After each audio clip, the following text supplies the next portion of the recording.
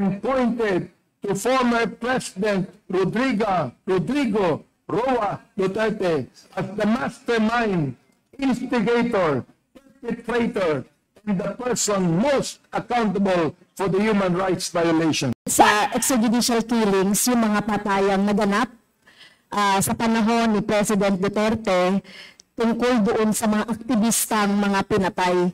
At ang dami nga at naka-refer yan sa Committee on Public Order and Safety. At alam namin, Sir Chair, sa Makabayan, related din ito sa human rights violations.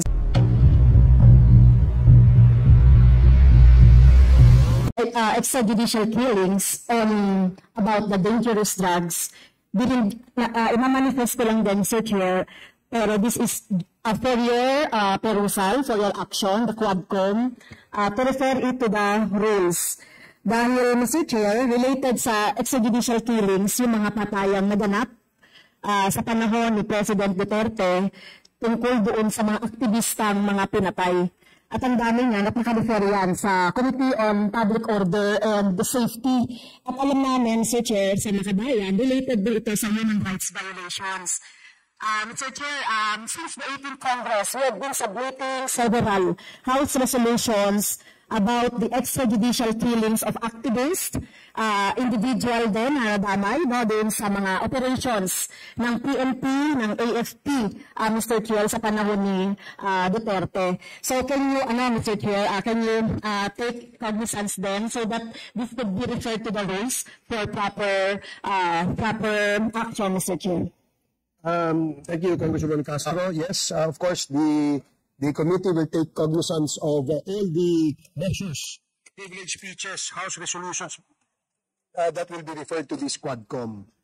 In the meantime, since most of these House resolutions have already been referred to a different committee, may we likewise ask the authors of the said speeches and resolutions to write to the chairperson of the committees to where your resolutions were referred initially, so that we will not violate any provision of our rules before a change of referral will be done, because this would require a plenary action, Your Honors. So I hope we can do that as soon as possible, so that the committee, the Quadcom, can immediately take cognizance of all these resolutions. Chairman, if I may, no? Okay, because that is Congressman Fernandez. Yes, it was mentioned by Congresswoman Franz Castro that it was referred to Committee on Public Order and Safety, and I believe it was already tackled on the first. Nasa second reading na ba yan, or ano? Have we discussed that in the Committee on Public Order? Wala pa, Mr. Chair, yung mga EJK, human rights violations ng mga pagpatay sa mga activists. So, na-refer sana namin ito sa human rights, pero it was referred to your committee, Mr. Chair. Wala pa tayong nadi-discuss ever. So, the best thing to do is the recommendation of the chairman to change the referral of the subject resolutions. I think that was dalawang resolution yata yan, no? That was filed. Isang resolution at isang House bill, if I'm not mistaken. I'm trying to check with the COMSEC. And then the right action will be the one that was discussed by the chairman. Thank you, Mr. Chairman. Okay, thank you, Congressman Fernandez. Congressman Paduano. Thank you, Mr. Chairman. I saw Congressman Ilgi participated. But anyway, Mr. Chairman, there's also a privilege speech by Congressman Ilgi with regards to Chinese national also in Isabela. And it was referred to the Committee on Justice. And then in fact, nakapag-isang hearing na rin sila. So, Mr. Chairman, can we direct the COMSEC also to coordinate with Congressman Ilgi at the same time for change of referral to this committee, Mr. Chairman? Thank you.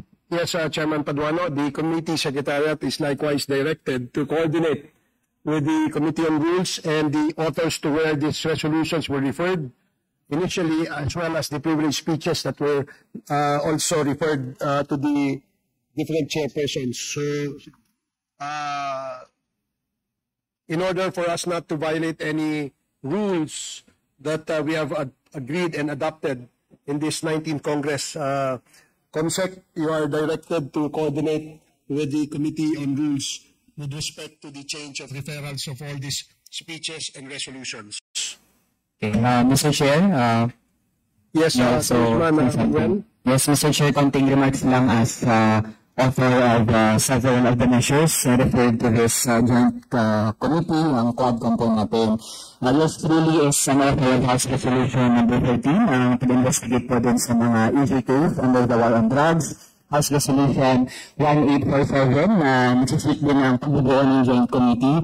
Tsaka meron din po tayong House Bill 10525 na bill po natin na gusto din iba ng mga pogo. Tayo din po ay member ng tatlo out of the 4 committees, Public Health and Safety, Human Rights, tsaka sa Dangerous Drugs. In that case, Mr. Chair, mga una nga talaga ang initial na perception ng mga kababayan natin ay hiwa-hiwala yung mga issue na ito. Isa pa ng pogo, sa drug war killings. At ngayon, Mr. Chair, mabuti at nauungkat na natin talaga na ganito pala yung mga iskema na nangyari noong nakarang administration. In fact, nandiyan pala yung mga police mismo na sila yung pinapatay doon sa mga kabataan natin. Tapos may mga indicators na as mentioned sa mga press conferences na pinanggamit para bayaran yung mga police, para gawin yung mga patayan ay pogo money pa. Tapos may mga personalities ng past administration na involved naman pala sa illegal drug trade. At andyan pa yung mga unlawful transactions to make all this possible. Ibig sabihin, Mr. Chair, kung meron tayong ilang mga gusto talaga natin maungkat dito, na yung pagiging peko. Kailangan natin po yung drug war ng past administration. Ginamit ito yung pagpatay sa mga mahihirap bilang cover-up. Ngayon nangyayari palang drug war ay war laban din sa mga kalaban sa ibang linya ng drug trade. Ganun pala yung naging iskema. Kaya hindi natin talaga natumbok yung mga big names din sa drug war. So nag-Mr. common yung role ng police sa lahat ng mga ito. Kaya naman, in these grand horrible schemes, kailangan yung mga top police officials ng past administration dapat ay dumalo. Kaya Mr. Chair, standing, I believe, yung invitation natin kay former PNP Chief and Senator Bato de la Rosa to answer questions. Mr. Chair, in terms of interparliamentary courtesy na gusto niyang i-invoke para hindi siya dumalo dito, we would like to inform him na merong precedent na ang isang member ng House of Representatives na ay pumunta mismo sa Senado nung maimbitahan, former Kabataan Party List Representative Sara Ilago, dumating sa isang investigation. Which means, kaya ang isang member ng House ay nakakapunta sa Senado to attend investigations. What exempts a senator na pumunta dito sa atin para dun sumagot sa ating mga tanong. Pero ang ginagawa niya, Mr. Chair, kung ano-ano mga diversions, he even uses the platform of the Senate at pati yung resources ng taong bayan, Mr. Chair, for his diversion, habang hindi siya dumadalo dito. Kaya, if he truly cares about Filipino families, if he truly cares about the welfare of young people, dapat umattend siya, Mr. Speaker, Mr. Chair. So, clarify lang po natin na dahil ang invitation sa kanya ay galing sa Committee on Human Rights, I would like to clarify kung standing pa rin pa ba na nung binuo na natin itong Quadcom, ang invitation sa kanya ay nandiyan pa rin. Mr. Chair, my clarification. Okay, thank you for that. Illegal drug operations have resulted in multiple deaths. Number one, relatives of victims from Cebu City and Caloocan City testified that there were PNP anti-illegal drugs simultaneous anti-criminality and law enforcement operations. Generally known as one-time, big-time operation, which resulted in multiple fatalities. It was deemed that most incidents of the said OTBP operations lacked probable cause, since the police officers did not issue warrants of arrest. Number two, there were rampant drug-related killings by unidentified perpetrators. The relatives of the victims who claimed that the assailants were unidentified, that they were in civilian clothes and wore masks and bonnets. Some of the attacks were brazen, such as when assailants had intruded victims' houses and forcibly taking them or mercilessly shooting them dead, even in front of witnesses. There were those killed by unidentified men in motorcycles, generally known as fighting in tandem. There were also incidents that victims were found dead, away from their houses, with gunshot wounds, hands tied, or bodies wrapped in blankets. There was criminality of the targets, with victims being the drug list and perceived drug addicts. Killings were systematic, and that there was a conducive environment where perpetrators were given a sense of immunity. Number 3, there were varied and suspicious drug lists being referred to by authorities. As regards the drug list, various lists, such as the former president's drug list, were referred to by the authorities. In the process of producing the said drug list and delisting certain individuals from the list were not systematic and formalized, indicating a violation of the constitutional rights to information and due process. In the study conducted by UP Third World Studies, out of the 5,348 deaths, 51% or 2,709 victims of killings were accused of being drug pushers, and 34% or 1,831 belonged to the drug watch list of the Duterte administration. Number 4, Oplan Tokhang, a policy of the PNP under its command, Civilian number 16, in 2016, was improperly implemented. The surrenders were not voluntary, since during the random knocking of the doors or the house-to-house visits, the police would require residents to provide information and undergo drug tests.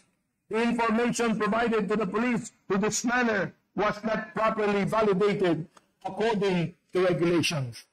The voluntary surrender was considered an extrajudicial confession when there should be a signed confession in the presence of a counsel and a trusted witness for it to become admissible in court. If the person waives a legal counsel, there should also be a signed document expressing this concern. This process was violated. The drug testing that was implemented is considered a violation of the right against self-incrimination, and also a violation of the Comprehensive Dangerous Drugs Law, wherein drug testing should be certified by the Department of Health.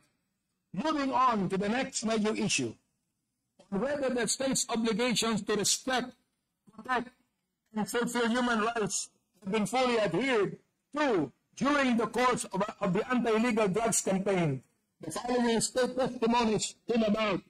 Number 1, human rights advocates, former Senator Laila De Lima, UPL lawyers, Attorney Nery Colmenares, and Attorney Maria Cristina Conti, have identified and pointed to former President Rodrigo Roa Duterte as the mastermind, instigator, perpetrator, and the person most accountable for the human rights violations. Senator De Lima said that the drug war was implemented as an official program of the Duterte administration. When he assumed office as president, he claimed that the consequent EJ case was deliberately carried out as part and parcel of the PNP Oplan double barrel upon Duterte's orders as president and chief executive from 2016 to 2022. In the academic research, UP professor Sir Dorotea Iglesias published in a 2023 journal Asian Politics Policy, it was shown that drug crime-related killings in the Philippines are statistically correlated with former President Duterte's term of office. Number 2, CHR, based on its investigative report, rationalized that the government has failed in its obligation to respect and protect the human rights of every citizen, in particular victims of drug-related killings, and that it has encouraged a culture of impunity that shield perpetrators from being held to account. It can be deduced from the testimonies and reports that there is a lack of interest from the PNP to investigate on drug-related killings. Some of the victims' families were denied by police officers when they tried to report the incident or request for police reports, and some incidents were not investigated at all, while some cases also had no follow-up investigations by the police. The CHR, legal counsels of victims, had also difficulties in gathering evidence from the PNP with reference policy as an excuse to refuse access to police documents. Number 3, the PNP non-filing of cases against police officers involved in incidents of death and police operations of alarming. The 6,486 reported incidents of depot, Brigadier General Matthew Bakay, director of the PNP-BIDM, disclosed the PNP had not filed any criminal charges against its own personnel. There had only been 52 drug-related non-laban cases which are being investigated by NBI, and this will refer to them by the DOJ. Number 4, the reward and quota system in the PNP during the war on drugs had surfaced. Police Major Emil Garcia, former police community precinct 4 commander in Batasan, stated on record that Police Colonel Lito Patay, former commander of Batasan Station 6, required PCP commanders of Barangay Batasan to conduct operations in at least 50 households per day.